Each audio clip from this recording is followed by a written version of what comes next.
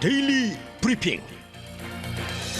네, 목요일 아침 데일리 브리핑에서는 퀀텀 F&A 최은하 대표와 함께합니다. 오늘 직접 스튜디오에 오셨습니다. 어서 오십시오.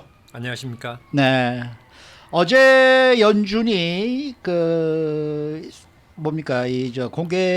연방 공개시장위원회 회의록의 주요 내용을 발표를 했는데요. 6월과 7월에도 이 5월과 마찬가지로 빅스텝 0.5%포인트씩 올릴 것을 시사를 한 것 같습니다. 뭐 별다른 내용은 뭐 그렇게 없다라고들 이제 전문가들은 얘기를 하고 있는데 어떻게 보십니까? 네, 그 예상대로 이제 회의록의 내용은 혹시라도 네. 회의 이후에 발표된 내용에서 없었던 그런 물밑 내용이 이제 있지 않느냐, 이것 때문에 언제나 그 관심인데, 네. 요즘에 들어서는 그 파월 의장의 그 소통 폭이 훨씬 넓어져 가지고 네. 회의록이 이제 보통 한 달 반 뭐 좀 지나서 한 달 좀 덜 돼서 이제 공개를 하는데, 그 내용이 거의 다 여기저기서 얘기가 되고 있어요. 그렇죠. 그렇기 네. 때문에 이제 어제 발표된 회의록을 보더라도 특별한 건 많았지만 새로운 건 없었다 하는 얘기인데, 말씀하신 대로 이제 좀 이례적이라고 했던 것은 뭐냐면 그 상당히 애매한 입장을 취해 주거든요. 네. 그러니까 특히 다음번 회의에 대해서는 어허. 언제나 애매한 표현을 씁니다. 이럴 수 있는데 뭐 안 그럴 수도 있다. 이제 이렇게 네. 여지를 남기는데, 이제 이번에는 너무나도 강경하게 6월과 7월의 회의 때 0.5%포인트씩을 올릴 것임을 아주 강력하게 그 합의를 했어요. 네. 이제 이런 부분은 그만큼 연준 내에서의 분위기가 인플레이션이라고 하는 그 위험이 너무 크다.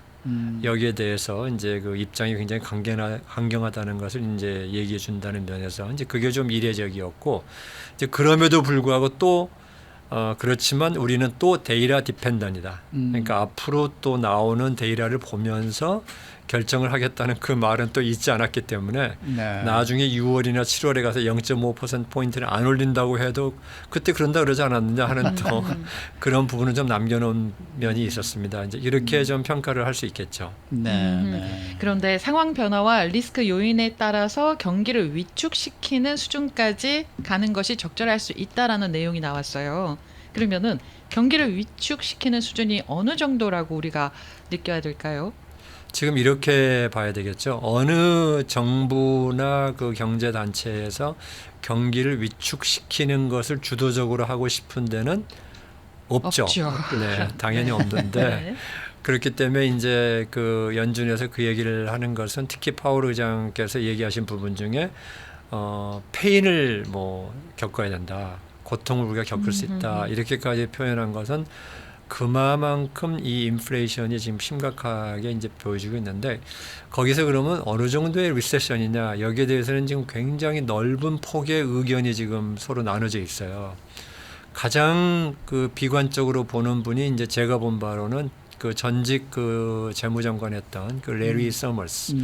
이제 그분 같은 경우는 아주 비관적이에요. 글쎄 말이에요. 네, 너무 이 연준이 실수를 많이 했다. 지난해부터 올렸어야 된다 뭐 이런 식으로 얘기를 그렇죠. 하셨더라고요. 그러니까 이제 레리 서머스 그 전직 장관님의 그 얘기는 두 가지를 지적하죠. 지난해부터 올렸어야 된다는 점이 하나 있었고, 네. 또 한 가지는 바이든 행정부 출범 이후에 했던 1조 9천억 달러의 그 AR 아메리칸 레스큐 플랜 ARP는 분명히 잘못된 거다. 잘못된 거다. 네, 그때는 할 필요가 없었다.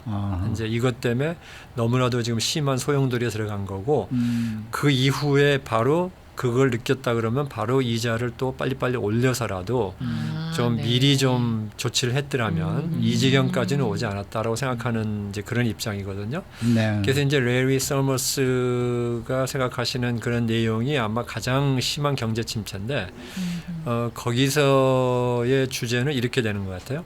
아주 급격하게 하락할 수는 있는데 대신 또 회복도 좀 빠를 거다. 이제 이게 지금 현재까지 나온 것 중에는 가장 그 나쁜 그 견해고, 연준은 뭐 좀 우리가 뭐 살짝 뭐 느낄까 말까 하는 감기 정도, 이제 그 정도를 겪고 지나가는 수준이지, 뭐 이렇게 침체를 뭐 우리 국민 전체가 느낄 정도의 침체까지 오지는 않는다는 것이 지금 파월 의장이나 연준의 입장인데 이제 그런 얘기의 근거는 어디 있냐면 지금 고용이 지금 실업률이 3.6% 수준에 있거든요. 그리고 지금 1, 4분기에 이제 오늘 아침에 수정 발표가 났습니다마는 1.5% 하락을 했음에도 불구하고 고용 시장이 계속 좋다. 네. 이 말은 뭐냐면 결국은 경기 침체가 가장 심하게 나타나는 부분이 고용 부분인데 이 고용 시장을 볼 때는 지금 약간의 침체가 온다 그래도 뭐 그렇게까지 심하게 해고 사태라든지 이제 이런 또 실업률이 급격하게 올라가는 이런 일은 좀 없지 않겠느냐. 따라서 경기 침체가 온다 그래도 조금 뭐 가벼운 정도 오고 말 것이다. 이제 이렇게 양쪽의 그 틈새에서 이제 중간에 있는 분들이 많은데 그 답을 저희가 현재 그 질문하신 것에 대한 답을 정리하자 그러면은 경기 침체를 각오하지 않는 전문가들은 지금 없는 것 같아요. 그런데 이제 아주 심하게 올 수 있다 아니다 하는 건데 현재의 분위기로 봐서는 아직도 경기 침체가 심하게 올 것이냐라고 생각하는 사람들이 적은 편이에요. 아직은 그래요? 네. 네. 적은 편인데 그러면 왜 이렇게 경기 침체를 각오하면서라도 이렇게 인플레이션 잡아야 되느냐? 이거 안 잡았다가는 나중에는 경기 침체 정도가 아니고 잘못하면 뭐 공황 상태까지 올 수 있는 이제 그러한 위험이 너무 크니까 지금 미리 하겠다 이제 이렇게 정리를 할 수 있겠습니다. 우리 서민 같은 경우에는 그 여러 가지 의견들 중에서 가장 최악의 상황을 공황 빼고 가장 최악의 상황에 대해서 마음의 준비를 좀 하고 있어야 되지 않을까 싶어요. 특히 그 우리 소기업 지표를 보시면은 예. 이제 이 소기업들이 느끼는 그 경기 침체 영향은 더 많다고 봐야 됩니다.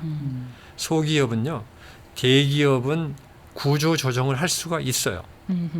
뭐 직원이 10만 명인 기업이 10,000명을 줄인다 할 수 있습니다. 네. 그러나 직원 2명과 일하시는 소기업 하시는 분께서 1명을 줄이고선 사업을 못 하시죠. 그렇죠.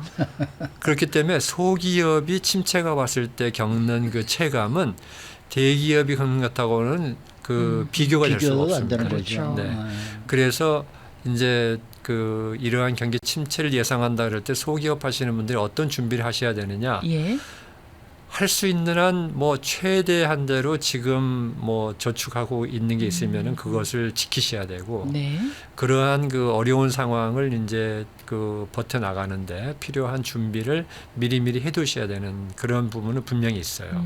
그래서 지금 어렵잖아요. 지금 직원들 뽑기도 어렵고 있는 직원도 나간다고 그러고 그다음에 원자재 값도 오르고 그래서 이제 원자재 값 오른 것 때문에 값을 올렸더니 손님은 떨어지고 뭐 이 현상은 지금 소기업들이 많이 느끼고 있는 걸로 이제 그 조사 결과가 나오니까 게다가 팬데믹 기간 동안에 묶여있던 렌트비가요 들썩들썩하고 있어요. 지금 비즈니스 건물도 그렇고. 네, 그것도 네, 이제 그것도 모든 어려움이 비용이 좀 있어요. 올라가고 있는 네, 거죠. 네. 그래서 여기서는 정말로 그 이 긴축을 미리미리 준비하고 가셔야 되는 그것은 아주 필요한 상황이라고 지금 생각을 합니다. 알겠습니다. 우리 최 대표께서는 레리 서머스의 주장이 뭐 연준이 미리 좀 더 일찍 조치를 취했어야 된다라는 그런 주장과 현 연준의 주장과 어느 쪽을 더 재미있는 게 이렇게 네. 돼 있어요. 레리 서머스는 민주당이에요.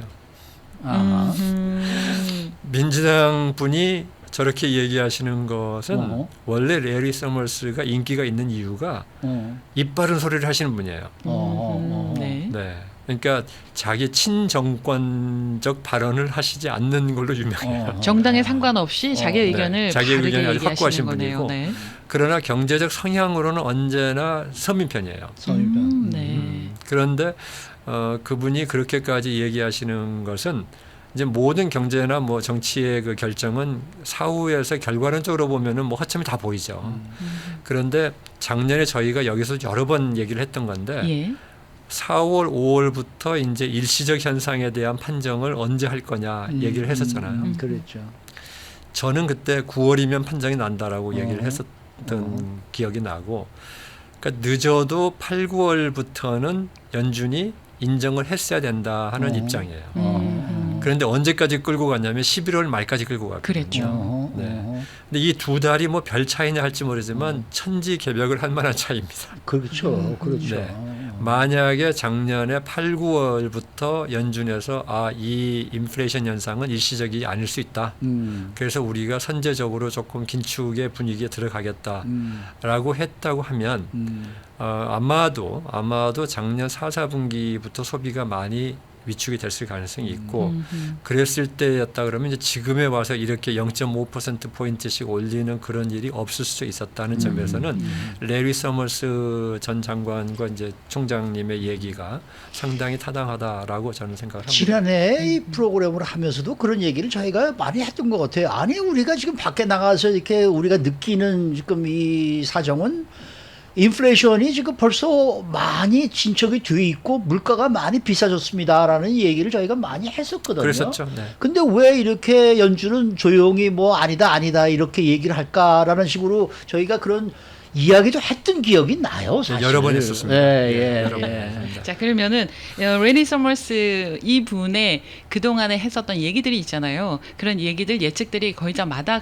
갔나요? 아니면 맞는 것도 있었고 안 맞는 것도 있습니다. 뭐 당연히 경제학자 출신이시기 때문에 네. 뭐 이렇게 이 예측이라고 제가 항상 여기서 강조드리지만 경제는 내일 일은 절대로 과거를 반영한다고 확신하시면 안 된다고 항상 네, 말씀드리잖아요. 네. 과거가 이랬으니까 미래가 이럴 거다는 것은 경제학에서는 거의 80% 이상 안 맞습니다. 안 맞아요. 네, 왜냐하면 사람이 또 거기에 적응을 하기 때문에 네, 네. 다른 반응을 해서 그래서 이제 그분의 말씀이 맞았다 안 맞았다 이런 것은 별로 보다는? 중요하지 않고 어떤 상황마다 거기에 대한 의견을 제시하는 것이 더 중요한 거죠. 그래서 이제 레리 서머스의 얘기도 지금 상당히 요즘은 경종을 울리는 좋은 발언을 많이 하신다 이렇게 지금 생각하고 있습니다. 네, 네. 알겠습니다. 근데 이상하죠, 사람이.